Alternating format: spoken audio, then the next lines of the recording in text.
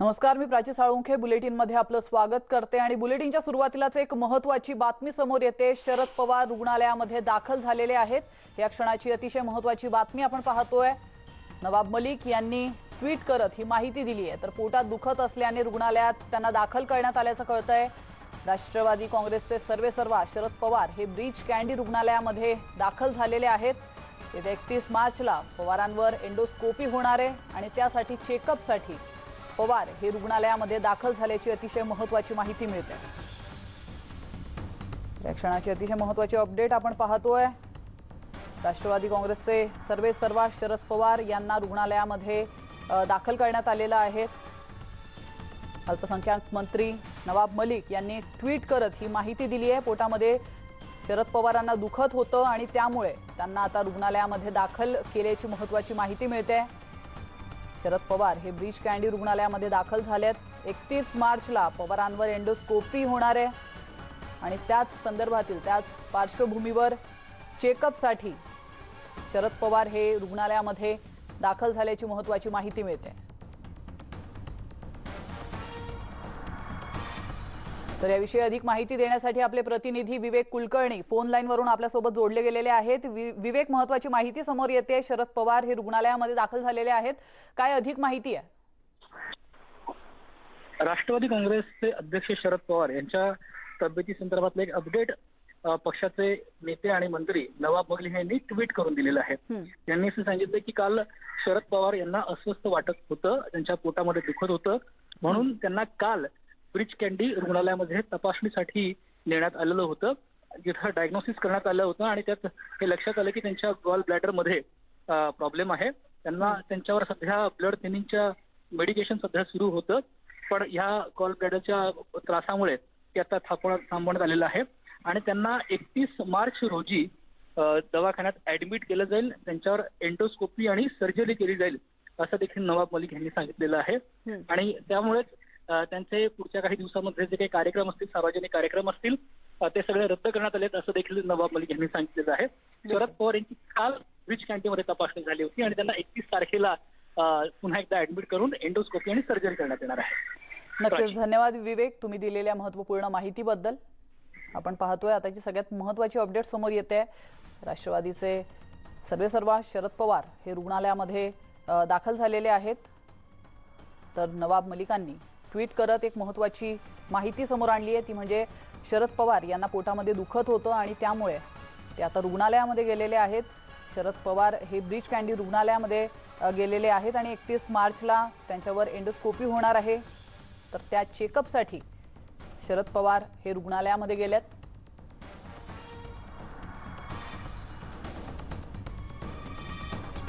गेल्या अनेक दिवसांमध्ये राजकारण हे चांगलंच तापल्याचं आपण पाहतोय। नवनवीन मुद्दे हे समोर येताना पाहायला मिळत आहेत आणि यावर शरद पवारांनी देखील बऱ्याचदा प्रसारमाध्यमांशी संपर्क साधला होता, त्यांच्याशी त्यांनी बातचीत देखील केली होती।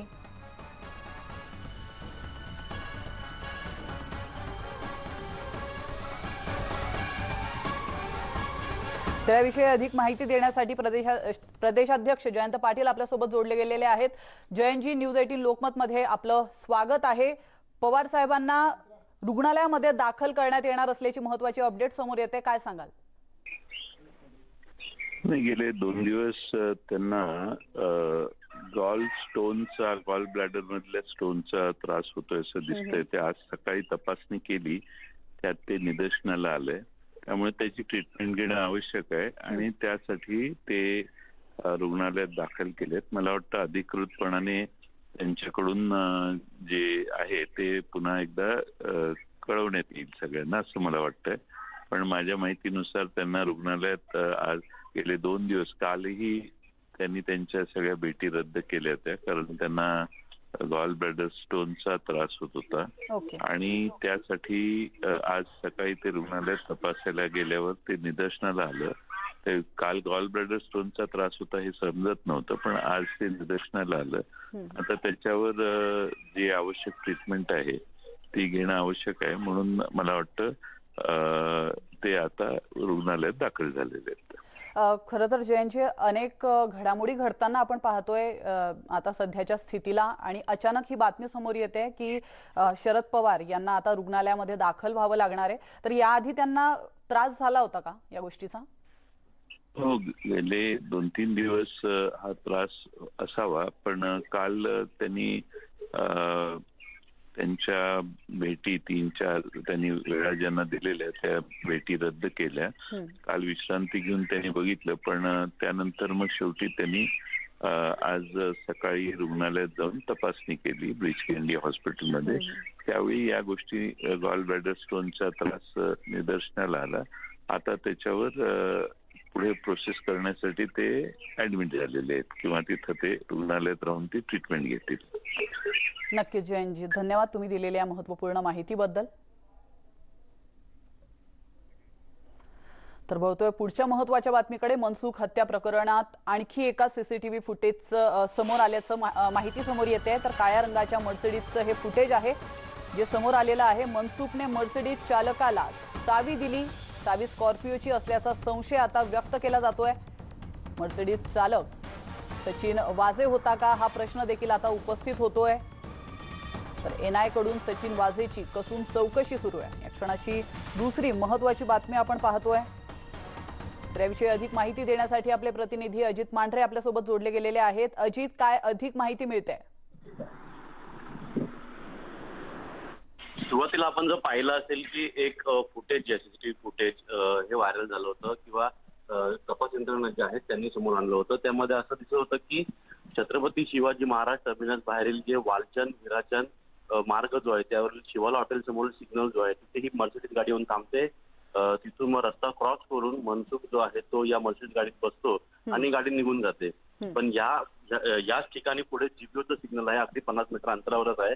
तिथलं आता एक नवीन सीसीटीव्ही फुटेज समोर आलेलं आहे. याच बरोबर ज्या रात्री म्हणजे 17 फेब्रुवारीच्या रात्रीची हे दृश्य आहेत, ज्यावेळी शिवाला हॉटेल समोर मनसुख जो आहे तो गाडीत बसला आणि ती गाडी पुढे जाऊन नंतर जीपीओ सिग्नल जो आहे त्या सिग्नल जवळ थांबली. 8 ते 10 मिनिटं चर्चा केल्यानंतर मनसुख त्या ब्लॅक मर्सिडीज कार मधून उतरला आणि नंतर तो जेव्हा रस्ता क्रॉस करत असताना त्या ब्लॅक मर्सिडीजने पुन्हा यू टर्न घेतला आणि सिग्नलवर थांबली. त्यावेळी परत मनसुख त्या गाडीजवळ गेला. अर्धा ते 1 मिनिटं गाडीची काच खाली करून मोडला आणि पुन्हा गाडीत बसून निघून गेला. 17 फेब्रुवारीच्या रात्रीचं हे सीसीटीव्ही फुटेज आहे असं तपास यंत्रणांचं म्हणणं आहे. आणि याच रात्री मनसुखनं 7च्या सुमारास विक्रोळी च्या हद्दीमध्ये आपली हिरव्या रंगाची गाडी जी आहे ती पार्क केली होती, कारण गाडीमध्ये तांत्रिक बिघाड आला होता असं त्याने संपूर्ण बनाव केला होता.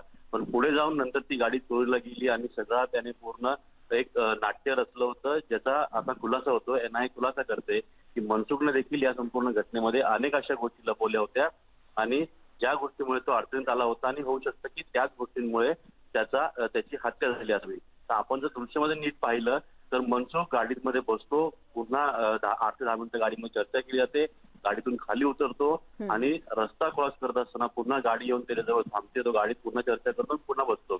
तपास यंत्रणांना हा संशय आहे की या गाडीमध्ये सचिन वाझे होता. सचिन वाझेने ही गाडी चालवली होती त्या रात्री. सचिन वाझेच मनसुखला त्या रात्री भेटला होता आणि 17 फेब्रुवारीच्या रात्रीच गाडीची चावी जी आहे ती मनसुखनं सचिन वाझेला दिली होती आणि त्यानंतर वाझेने ती त्यांच्या माणसांना हँडओव्हर केली आणि नंतर त्या माणसांनी ती गाडी जी आहे साधारणपणे 3च्या सुमारामध्ये ऐरोली मुलुंड जो एक्सप्रेस हायवे आहे तिथून ती गाडी चोरण्यात आली. तर मुळात ती गाडी चोरण्यात आली नव्हती, तर ती गाडी मनसुखनं चावी दिल्यानंतर सचिन वाझेच्या टीमपैकीच एकाने ती गाडी घेऊन गेले होते. असं सांगितलं जातंय की ही गाडी नेणारी व्यक्ती देखील सीआयव्हीचीच एक PSI दर्जाची व्यक्ती आहे, ज्याने ही गाडी सचिन वाझेच्या सांगण्यावरून नेली होती. आणि नंतर ती गाडी पुढे जाऊन जी आहे ती भांडूपवरून कांजूरमार्ग येथून युटर्न मारून LBS मार्गाने पुन्हा ठाण्याला गाडी गेली आणि ती साकेत कॉम्प्लेक्स सचिन वाझे याचं जे घर आहे त्या ठिकाणी गाडी पार्क केली गेली. जवळपास 23 ते 24 फेब्रुवारी पर्यंत पुढचा म्हणजे आठवडाभर ती गाडी त्या ठिकाणीच पार्क केली गेली होती. आणि 24 फेब्रुवारीच्या रात्री ही गाडी जी आहे ती चालून सीआयव्हीचाच एक अधिकारी जो आहे तो ही गाडी चालून नक्कीच धन्यवाद अजय तुम्ही दिलेल्या महत्त्वपूर्ण माहितीबद्दल. आपण पाहतो एक महत्त्वाचं सीसीटीव्ही फुटेज आता समोर आलेलं आहे आणि या फुटेजचा एनआयला तपासात काय उपयोग होतो, कसा उपयोग होतो हे पाहणं देखील आता तेवढंच महत्त्वाचं असणार. आणि आता पाहूयात कोरोना संदर्भातील बातम्या। देशात गेल्या 24 तासात पुन्हा एकदा कोरोना बाधितांची उच्चांकी वाढ झाली आहे। गेल्या 24 तासात तब्बल 68,020 जणांना कोरोनाची लागण झाली आहे, तर 32,231 जणांनी कोरोनावर मात केली आहे। कोरोनामुळे काल 291 जणांचा मृत्यूही झालाय, त्यामुळे देशातील वाढती रुग्णसंख्या आता चिंतेचा विषय बनली आहे।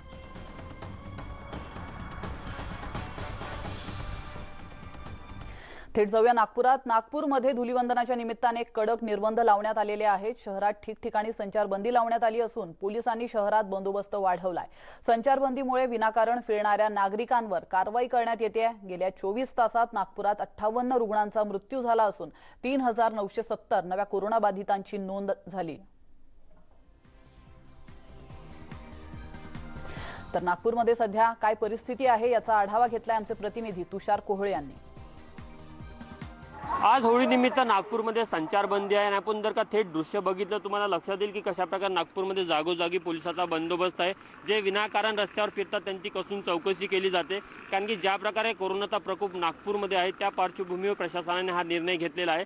जर का तुम्ही थेट दृश्यामध्ये बघितलं तर हे SRPFचं पथक आहे, येणाऱ्या जाणाऱ्यांची चौकशी करत आहे आणि महत्त्वाचा विषय आहे की हे अशा प्रकारचा बंदोबस्त शहरात जागोजागी तुम्हाला पाहायला मिळतात। नागपूरचे जे पोलीस आयुक्त अमितेश कुमार यांनी तसेच सूचना केल्या या सर्व पोलिसांना, अधिकाऱ्यांना, कारण की एक वेगळा रक्तरंजित इतिहास नागपूरचा राहिला आहे। त्या पार्श्वभूमीवर विशेष खबरदारी घेतली जात आहे आणि महत्त्वाची गोष्ट की कोरोनाचा जो प्रकोप देखील पाहायला मिळते, कारण की मागच्या 24 तासाचा जर का विचार करायचा झाला तर 3,970 कोरोनाचे नवीन रुग्ण आढळले, 58 रुग्णांचा मृत्यू झालेला। सातत्याने नागपूरमध्ये मृत्यूचं जे संक्रमण आहे किंवा मृत्यूचा जो दर आहे तो सातत्याने वाढताना दिसत आहे आणि त्या पार्श्वभूमीवर हा चोख बंदोबस्त नागपूरमध्ये पाहायला मिळत आहे। काही पोलीस अधिकारी आपण त्यांच्यासोबत बातचीत करूया। कशा प्रकारच्या सूचना आहे वरिष्ठांकडून तुम्हाला? माननीय पोलीस आयुक्त साहेब यांच्या मार्गदर्शनात आणि सूचनेनुसार नागपूर शहरात ठिकठिकाणी नाकाबंदी पॉईंट्स आणि पेट्रोलिंग पार्टीसुद्धा लागण्यात आलेल्या आहे। आम्ही वाहतूक विभागातर्फे इथे नाकाबंदी करीत असताना जी लोक विनाकारण आम्हाला फिरताना आढळत आहेत त्यांच्यावर आम्ही कारवाई करीत आहात। त्यांना आम्ही चौकशी करतो, ते कुठे जात आहे, काय जात आहे। अगर कोणी दवाखान्यात जात असतील तर आपण त्यांना रिलीफ देतोय, म्हणजे विनाकारण फिरताना मिळून येतं त्यांच्यावर आपण कारवाई करतोय। नेहमी धुलीवंदनच्या दिवशी ड्रंक अँड ड्राईव्हची मोठी ड्राईव्ह असते, तपासणी केली जाते, यावेळेस ते होताना दिसत नाही, काय कारण आहे? कोरोना महामारीमुळे जे आमचं डिव्हाइस आहे ते डिव्हाइसांमध्ये चेक करताना आपल्याला त्याला फुकावं लागतं आणि त्यामुळे कोरोना ह्या महामारीचं संक्रमण होऊ शकतं, त्यामुळे हा कारवाई सध्या बंद आहे। तर आपण बघू शकतो की नागपूरमध्ये कडक अशी संचारबंदी आहे, पोलिसांचा जागोजागी बंदोबस्त आहे आणि कोणताही अनुचित प्रकार घडणार नाही याची पूर्ण खबरदारी पोलिसांकडून घेतली जात आहे। व्हिडिओ जर्नलिस्ट सुनील लोंढेसह तुषार कोळे, न्यूज 18 लोकमत, नागपूर। तर गडचिरोलीमधून एक ब्रेकिंग न्यूज येते। गडचिरोलीच्या खोब्रामेंढा जंगलात 5 नक्षलवाद्यांना कंठस्नान घालण्यात जवानांना यश आलेलं आहे। गेल्या 3 दिवसांपासून C60च्या जवानांनी परिसरामध्ये अभियान राबवलं होतं, त्या अभियानाला आज मोठं यश मिळतंय। जवानांनी नक्षलवाद्यांचं संपूर्ण शिबिर उद्ध्वस्त केल्याचं देखील कळत आहे। तर मृत नक्षलवाद्यांमध्ये 2 महिला आणि 3 पुरुष नक्षलवाद्यांचा समावेश आहे। याविषयी अधिक माहिती देण्यासाठी आपले प्रतिनिधी महेश तिवारी आपल्यासोबत जोडले गेलेले आहेत। महेश, काय अधिक माहिती मिळते? गडचिरोली जिल्ह्यात हा जो कुरखेडा कोरची तालुक्याच्या सीमेवर टिपागड पहाडी परिसर आहे, या भागात गेल्या 3 दिवसांपासून माओवाद्यांचं मोठं लोकेशन होतं। SP अंकित गोयल यांनी त्या भागात ऍडिशनल SP मनीष कलवानी यांच्या नेतृत्वात C60 कमांडो रवाना केले होते। परवा 3दा त्या ठिकाणी फायरिंग झाली। त्या एन्काउंटरमध्ये माओवाद्यांचं एक शिबिर पोलिसांनी उद्ध्वस्त केलं होतं। त्या ठिकाणी माओवाद्यांचा कंपनी दलम आणि लोकल कुरखेडा दलम, टिपागड दलम होतं आणि 70 पेक्षा जास्त माओवादी होते। काही शस्त्रसामग्री सुद्धा त्या ठिकाणी सापडली होती। त्यानंतर ही पथकं सुरक्षित परतल्यानंतर दुसरी पथकं त्या भागात रवाना करण्यात आली होती। त्यांचं काल रात्रीपासून या भागात कोम्बिंग ऑपरेशन सुरू आहे। आज सकाळी या C60 कमांडो जवानांसोबत माओवाद्यांची चकमक झाली आणि या चकमकीमध्ये 5 माओवाद्यांना कंठस्नान घालण्यात C60 कमांडो जवानांना यश मिळालेलं आहे। त्यामध्ये 2 महिला माओवादी आणि 3 पुरुष माओवादी आहेत। एकूण यांची ओळख अजून पटलेली नाहीये। 3 बंदुका सापडलेल्या आहेत। या भागात सर्चिंग ऑपरेशन सुरू आहे। महत्त्वाचं म्हणजे या भागात छत्तीसगडची सीमा सुद्धा काही किलोमीटर अंतरावर लागून आहे, त्यामुळे माओवादी आणखी काही या ठिकाणी बॉर्डर क्रॉस करून छत्तीसगडे गेले आहेत का या दृष्टीनं चाचपणी सुरू आहे। घनदाट जंगल आणि मोठा पहाडी असलेला हा भाग आहे, त्यामुळे आपल्याला अपडेट नक्कीच महेश, धन्यवाद तुम्ही दिलेल्या महत्त्वपूर्ण माहितीबद्दल। आपण पाहतोय गडचिरोलीच्या खोब्रामेंढा जंगलामध्ये 5 नक्षलवाद्यांना आपल्या जवानांनी कंठस्नान घातलंय।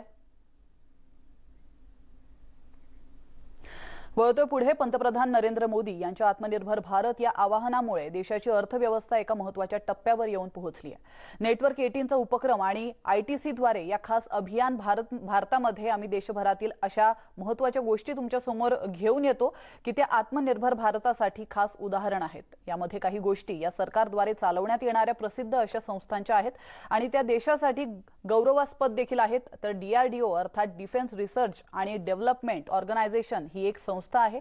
या संस्थेच्या 50 पेक्षा अधिक प्रयोगशाळांद्वारे सुरक्षा तंत्रज्ञान विकसित करण्यात येत आहे। पाहूयात।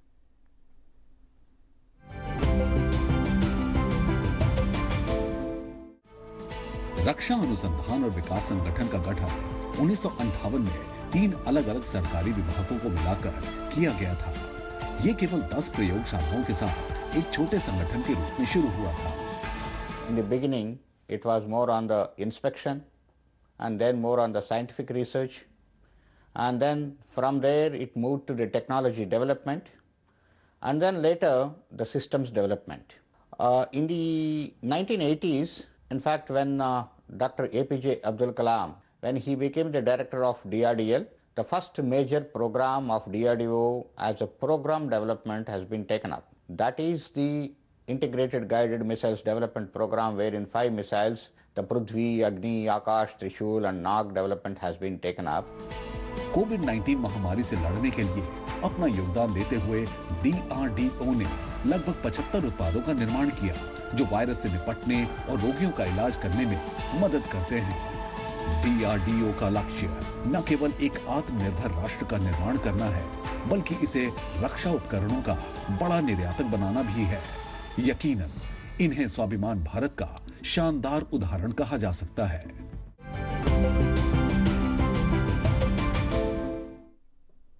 तर भारतातील अशाच आणखी काही प्रेरणादायक गोष्टींसाठी पाहत रहा ITC प्रस्तुत नेटवर्क 18चा विशेष उपक्रम स्वाभिमान भारत। इथे घेतो एक छोटासा ब्रेक, लगेचच परत येतोय। तुम्ही पाहत रहा न्यूज 18 लोकमत।